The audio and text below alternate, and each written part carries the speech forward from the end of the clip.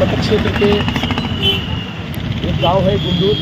एक गुंदूर गांव के बेटी उनके माता पिता के साथ 15 साल से गुंटूरवाड़ी में काम कर रहे हैं पेट पालने के लिए। 2 दिन पहले उस लड़की का ये जो हत्या हो गई, इसी के वास्ते भारतीय जनता पार्टी ने आज प्रोटेस्ट का ये जो इस कार्यक्रम में हमारे अपील है, ये जो एक काम में कितने लड़के जो ये काम किए हैं, उसको कानून का बहुत बड़ी रूप की शिक्षा होना चाहिए।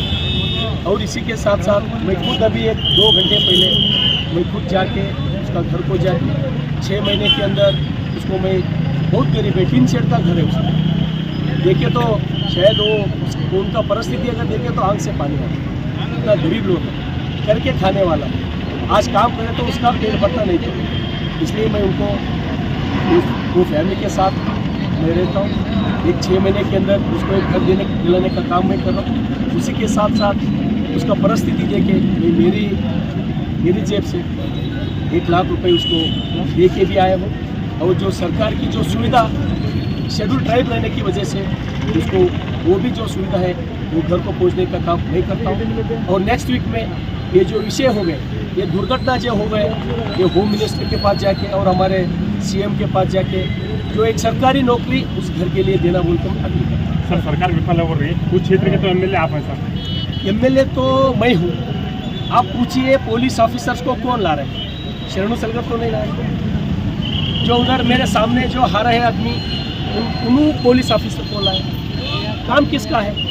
शरणु सलगर को दिन रात में काम नहीं कर सकता, ये पुलिस डिपार्टमेंट का काम है। इसलिए मैं ये कहना चाहता हूँ, टोटल पुलिस डिपार्टमेंट फेल है और सरकार इसकी गुनेगार है। रक्षणे इಲ್ಲದ ಕಾಂಗ್ರೆಸ್ ಸರ್ಕಾರಕ್ಕೆ ಪಕ್ಷಕ್ಕೆ बोलो भारत माता की, बोलो भारत माता की। भारतीय जनता पक्ष जिला युवा मोर्चा ಹಾಗೂ ಮಹಿಳಾ ಮೋರ್ಚಾ ಹಾಗೂ ಎಸ್ಟಿ ಮೋರ್ಚಾ ಸಹಯೋಗದೊಂದಿಗೆ ಬಸವ ಕಲ್ಯಾಣ ತಾಲೂಕಿನ ಅವರ ಪಕ್ಷಗಳನ್ನು ಭಾರತೀಯ ಜನತಾ ಪಕ್ಷ ವತಿಯಿಂದ ಹೋರಾಟ ಮಾಡಲಾಗಿದೆ। ಈ ಹೋರಾಟದಲ್ಲಿ ಭಾಗವಹಿಸಿದಂತಹ ಮಹಿಳಾ ಮೋರ್ಚಾ ಜಿಲ್ಲಾಧ್ಯಕ್ಷರಾದಂತಹ ಸಹೋದರಿ ಉಲ್ಲಾಶ್ರೀ ಮುತಾಯಿ ಕೇಳಿಕೊಳ್ಳುತ್ತೇನೆ। ಹೆಣ್ಮಕ್ಳ ಮೇಲೆ ದೌರ್ಜನ್ಯ ತುಂಬಾ ಆಗ್ತಾ ಇದೆ, ಇದಕ್ಕೆ ಕಾನೂನು ಬದಲಾವಣೆ ಆಗ್ಬೇಕು। ಈ ತರ ಅನ್ಯಾಯ ನಾವು ಹೆಣ್ಮಕ್ಳು ಯಾರು ಸಹಿಸ್ಕೊಳಕ್ ಆಗಲ್ಲ। ಯಾಕಂದ್ರೆ ಇವಾಗ ನಮ್ಮ ಸಹೋದರಿಗೆ ಬಸವ ಕಲ್ಯಾಣದಲ್ಲಿ ಗ್ಯಾಂಗ್ ರೇಪ್ ಆಗಿದೆ, ಕಿಡ್ನಾಪ್ ಮಾಡಿಬಿಟ್ಟು ರೇಪ್ ಮಾಡಿ ಮರ್ಡರ್ ಮಾಡಿಬಿಟ್ಟಿದ್ದಾರೆ। ಇದು ಪದೇ ಪದೇ ಆಗ್ತಾ ಇದೆ, ಪದೇ ಪದೇ ಆಗ್ತಾ ಇರೋದು ನಾವು ತಡ್ಕೊಳಲ್ಲ। ನಾವು ಹೆಣ್ಮಕ್ಳು ಅಂದ್ರೆ ಎಲ್ಲರೂ ಏನ್ ಅನ್ಕೊಂಡಿದ್ದಾರೆ, ಮನೆಯಲ್ಲಿ ಕೂತ್ಕೊಂಡು ಅಡಿಗೆ ಮಾಡೋರು ಅನ್ಕೋತಾ ಇದ್ದಾರೆ, ಬಟ್ ಈ ತರ ನಡೆಯಲ್ಲ। ಈ ತರ ಹೆಣ್ಮಕ್ಳು ಇಲ್ಲ। ಇವಾಗ ನೀವೇನ್ ಜನರೇಷನ್ ಅನ್ಕೋತಾ ಇದ್ದೀರಾ, ಹೆಣ್ಮಕ್ಳಿಗೆ ಒಯ್ದ್ಬಿಟ್ಟು ನಿಮ್ಗೆ ಅಷ್ಟೊಂದು ದಮ್ ಇದ್ರೆ ನೀವು ಡೈರೆಕ್ಟ್ ಬನ್ನಿ, ಕಿಡ್ನಾಪ್ ಮಾಡಿ ನೀವು ರೇಪ್ ಮಾಡಿ ನೀವು ಆಕಿಗೆ ಹೆಂಗ್ ಮಾಡತ್ತೀರಂದ್ರೆ ಹೆಣ್ಮಕ್ಳಿಗೆ ನೀವು ಮತ್ಬಿಟ್ಟು ಆ ಹೆಣ್ಮಕ್ಳು ಸೈಲೆಂಟ್ ಇದ್ದವ್ರಿಗೆ ನೀವು ಮುಂದೆ ತರ್ಲತ್ತೀರಿ। ಹೆಂಗ್ ತರ್ಲತ್ತೀರಿ ಅಂದ್ರ ಬರ್ರಿ ಹರ್ರೊಂದ್ ಚೀಸ್ನಾಗ ಇನ್ವಾಲ್ವ್ ಮಾಡ್ಕೊಳತ್ತೀರಿ, ಹರ್ರೊಂದ್ ಚೀಸ್ನಾಗ ಇನ್ವಾಲ್ವ್ ಮಾಡ್ಕೊಂಡು ಅತ್ಯಾಚಾರನು ಮಾಡತ್ತೀರಿ। ಅತ್ಯಾಚಾರ ಮಾಡೋದು ಇದು ಸರಿಯಾಗಿಲ್ಲ। ನಾವ್ ಹೇಳೋದು ಹೆಣ್ಮಕ್ಳು ಅಂದ್ರೆ ಏನ್ ಅನ್ಕೋತಾರ, ಓ ಒಂದ್ ದೇವಿ, ಒಂದ್ ಚಾಮುಂಡಿ, ಓ ಕಳ್ಕಾದೇವಿ, ಎಲ್ಲಾ ರೂಪಗಳವ ಹೆಣ್ಮಕ್ಳು ಮನಸ್ಸು ಮಾಡಿದ್ರೆ ಹರ್ರೊಂದು ರೂಪ ಧಾರಣೆ ಮಾಡ್ತಾರ। ಅದ್ರ ಸಲುವಾಗಿ ನಾವು ಹೇಳೋದು ಒಂದೇ ವಿಷಯ, ಇಷ್ಟೊಂದು ಅನ್ಯಾಯ ನಾವು ತಡ್ಕೊಳಕ್ ಆಗಲ್ಲ। ಯಾಕಂದ್ರ ನಮ್ ಜೊತೆ ನಾವು ಪರ್ಟಿಕ್ಯುಲರ್ ಹೆಣ್ಮಕ್ಳು ಇದೀವಂದ್ರೆ ನಮ್ ಜೊತೆ ಎಲ್ಲರೂ ಇರ್ತಾರ ಅಂದ್ರೆ ಎದ್ರ ಸಲುವಾಗಿ ಇರ್ತಾರ, ನಮ್ ರಕ್ಷಣೆ ಸಲುವಾಗಿ ಇರ್ತಾರ। ನಮ್ ರಕ್ಷಣೆ ಮಾಡೋವ್ರೆ ಇವಾಗ ಹೆಂಗ್ ಮಾಡ್ತಾ ಇದಾರೆ ಅಂದ್ರೆ ಹುಡುಗರಾಗ್ಲಿ, ಇವಾಗ ಯಂಗ್ಸ್ಟರ್ಸ್ ಗಳಿಗೆ ಹೆಂಗ್ ಆಗ್ಬಿಟ್ಟು ಅಂದ್ರೆ ರೇಪ್ ಮಾಡ್ರಿ, ಮರ್ಡರ್ ಮಾಡ್ರಿ, ಯಾರಿಗೆ ಏನೂ ಮಾಡ್ರಿ, ಯಾರು ಅವ್ರಿಗೆ ಹೇಳೋರಿಲ್ಲ ಕೇಳೋರಿಲ್ಲ, ಈ ತರ ಆಗ್ಬಿಟ್ಟು ಎಲ್ರಿಗೆ ಇವ್ರಿಗೆಲ್ಲ ಹೆಂಗಾಗ್ಯದ ಅಂದ್ರೆ ಏನ್ ಮಾಡಿದ್ರು ನಡೆದೋಯ್ತದ।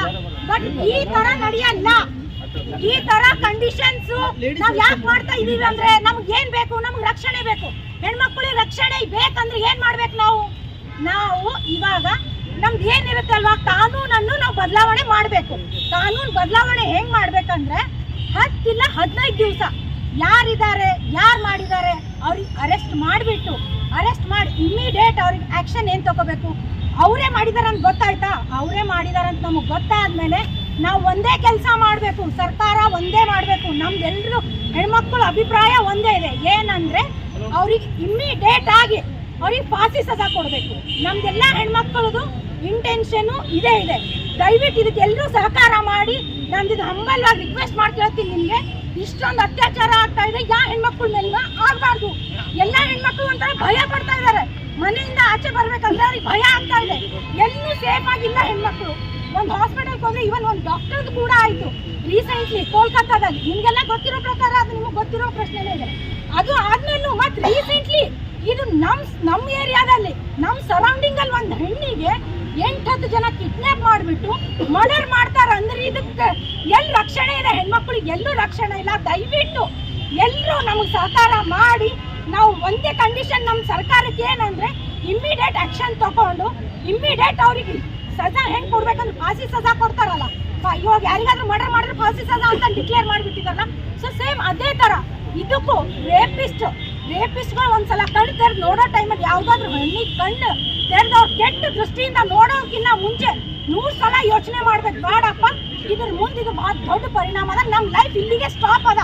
ನಾವು ಒಂದು ಹೆಣ್ಣಿಗೆ ನೋಡ್ಬೇಕು, ಒಂದು ಕೆಟ್ಟ ದೃಷ್ಟಿಲಿ ನೋಡ್ಬೇಕಂದ್ರೆ ಒಂದು ರೇಪ್ ಮಾಡಕ್ ಯೋಚನೆ ಮಾಡ್ಬೇಕಂದ್ರೆ 1000 ಸಲ ಯೋಚನೆ ಮಾಡ್ಬೇಕು.